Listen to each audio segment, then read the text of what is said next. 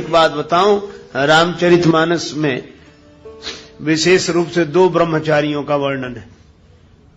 एक तो श्री हनुमान जी आजन्म वाल ब्रह्मचारी हैं, और एक दूसरे ब्रह्मचारी हैं परशुराम जी।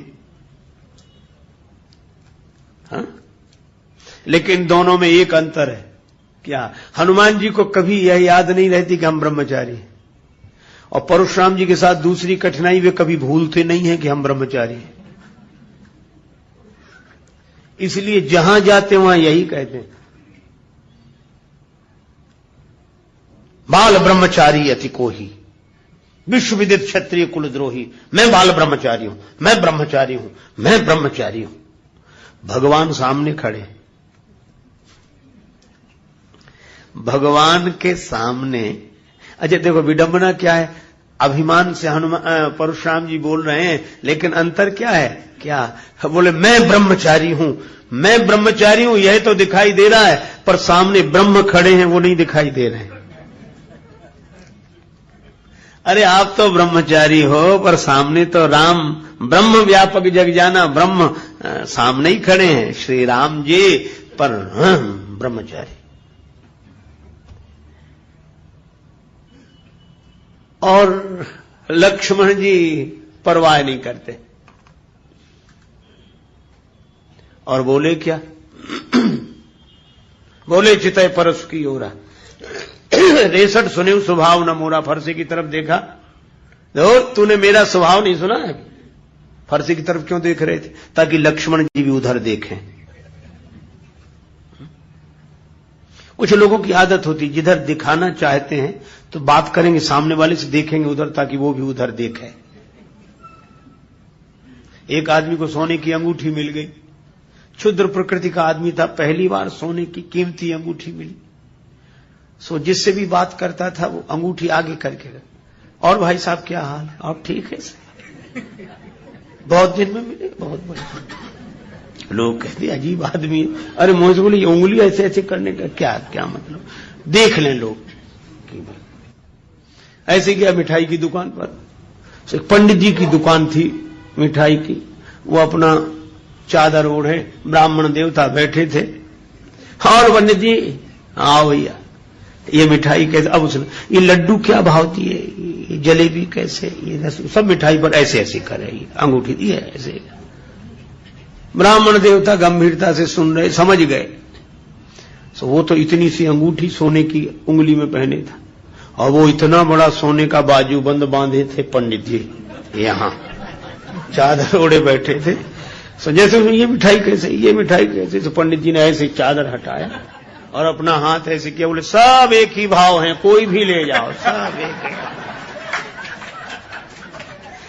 ताकि वो भी देखे। अब परशुराम जी दिखाना चाहते हैं कि हम क्या हैं, ये रहा फरसा, तो फरसे की तरफ देखे ताकि लक्ष्मण जी भी देखें। बोले चितय परसु की ओरा, रेसठ सुने स्वभाव न मोरा। तुमने मेरा स्वभाव नहीं देखा है, अभी सुना ही नहीं होगा। लक्ष्मण जी ने देखा फरसे की तरफ, नहीं देखा तो दिखाने लगे। दूसरी पंक्ति में गोस्वामी जी क्या संकेत करते हैं? लक्ष्मण जी से सीधे ही बोले परस विलोक महीप कुमारा, मेरा फरसा देखो, ये देखो मेरा फरसा। लक्ष्मण जी बोले हां हां देख रहे हैं। फरसा देखकर तुम डरे नहीं? लक्ष्मण जी बोले अच्छा रहा कि हमने फरसा नहीं देखा। क्यों? फरसा देखते तो लड़ाई हो ही जाती। क्यों हो जाती? तो मुझे वीर नहीं समझ रहे हो क्या? लक्ष्मण जी बोले आप केवल फरसा थोड़े ही लिए हैं, एक और धारे धनु, एक और धारे बाण, एक और परसु सुधारे तेज तायो है, एक और शूल, एक और लौह बर्म झूल, एक और तोमर त्रिशूल लटकायो है। बिंदु कवि धन्य भृगुवंशज मुनीस तुम्हें संत वेश में विचित्र रूपक लखायो है। मैंने जानो को कुशल कारीगर है, जनकपुरी में शस्त्र बेचिवे को आयो है। हमने वीर समझा ही नहीं। अब तो बड़ा क्रोध आया, मेरा फरसे का अपमान, फरसे। लक्ष्मण जी ने कहा कि देखो महाराज, अगर आप ब्रह्मचारी कह रहे हो, बाल ब्रह्मचारी अति कोही, तो ब्रह्मचारी का चिन्ह फरसा नहीं है। फिर बोले आप अपने को कहते रहे हो ब्रह्मचारी और दिखा रहे हो फरसा। और ब्रह्मचारी का चिन्ह क्या है? लक्ष्मण जी बोले वो मैंने देखा, इसीलिए नहीं झगड़ा किया आपसे। क्या देखा तुमने? बड़ा सुंदर संकेत है। लक्ष्मण जी बोले भृगुसुत समुझी जनेऊ बिलोकी, जो कछु कहूं सहूं रिस रोकी। मैं आपको भृगुवंशी ब्राह्मण ब्रह्मचारी के रूप में देखकर और ब्रह्मचारी का जो चिन्ह है वह देख रहा हूं। का ब्रह्मचारी का चिन्ह क्या है? बोले यज्ञोपवीत जनेऊ, वह देख रहा हूं मैं, फरसा नहीं देख रहा हूं। जनेऊ देखकर ही श्रद्धा होती है, फरसा देखकर तो लड़ने का मन होता है।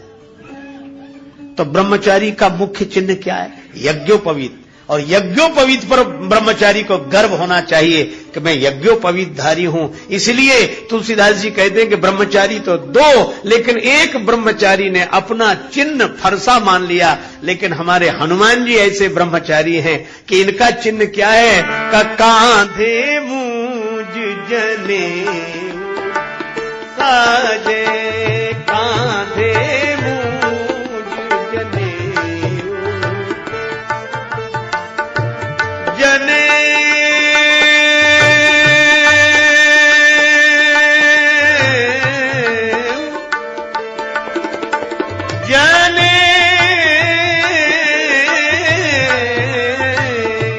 कांधे मूज जने साजे, कांधे मूज जने साजे जने साजे जने साजे। हनुमान जी सच्चे ब्रह्मचारी हैं। क्यों? क्योंकि परशुराम जी ब्रह्मचारी होने का अभिमान रखते हैं। मैं गलत सही नहीं कह रहा हूं, किसी की निंदा करना मेरा उद्देश्य नहीं है, आपको भटकाना भी मेरा उद्देश्य नहीं है। पर मैं यह कहता हूं कि परशुराम जी भगवान हैं, हनुमान जी तो भक्त ही हैं, पर परशुराम जी तो भगवान के अवतार हैं। पर यह लीला है, लीला को बार बार ऐसे समझना चाहिए जैसे मां किसी बच्चे को चलना सिखाती है तो उसकी उंगली पकड़कर पीछे पीछे चलती है, कहती बेटा आ, सीधा बढ़ा, सीधा सीधा आगे आ जा। बच्चे से कहती सीधा चलो, मां उल्टा चल रही, तो क्या मां को सीधा चलना नहीं आता है? आता है, लेकिन वह उल्टा चलने की लीला इसलिए करती है ताकि उसका बालक सीधा चलना सीख जाए।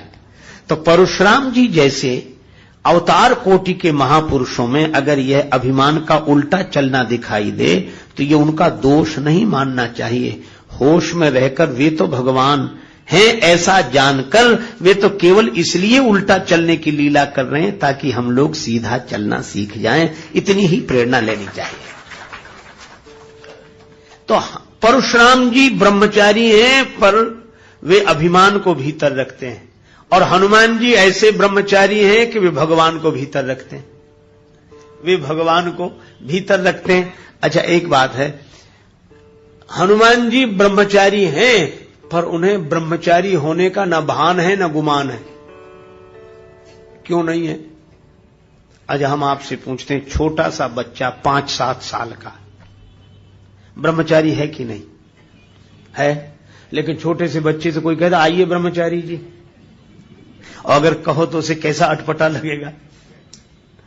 बालक कहेगा कि मां मैं तुम्हें जानता हूं, मैं नहीं जानता कि ब्रह्मचारी क्या होता है वो, लेकिन वह जानता नहीं कि ब्रह्मचारी क्या है, वह तो बालक है।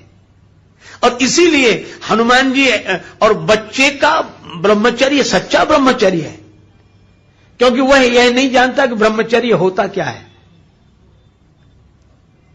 तो ब्रह्मचारी तो है पर उसे ब्रह्मचारी होने का न भान है न अभिमान है। क्यों? वह बालक है। हनुमान जी ब्रह्मचारी हैं, सच्चे ब्रह्मचारी हैं, पर उन्हें अपने ब्रह्मचारी होने का न भान न अभिमान कहा। क्यों? बोले वे भी बालक हैं। इसीलिए तो हम लोग क्या कहते हैं, आरती कीजिए हनुमान लला की, आरती कीजिए हनुमान लला की,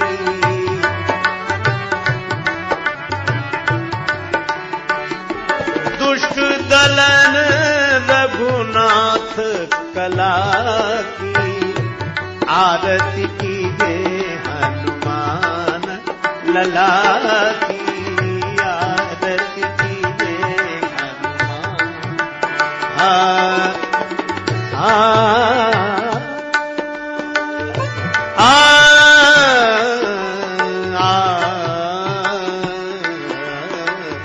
आरती कीजे हनुमान, हे हनुमान, हनुमान जी लला हैं, बालक हैं। जानकी माता ने भी यही कहा, अजर अमर गुण निधि सुत हो। सुत हो, छोटे से हनुमान जी बाल हनुमान, सदा बाल भाव में रहते हैं और बूढ़े तो हो ही नहीं सकते, क्योंकि जानकी माता ने कहा है अजर अमर गुण निधि सुत हो। हनुमान जी तुम अजर रहो, तुम्हें कभी बुढ़ापा ना आवे।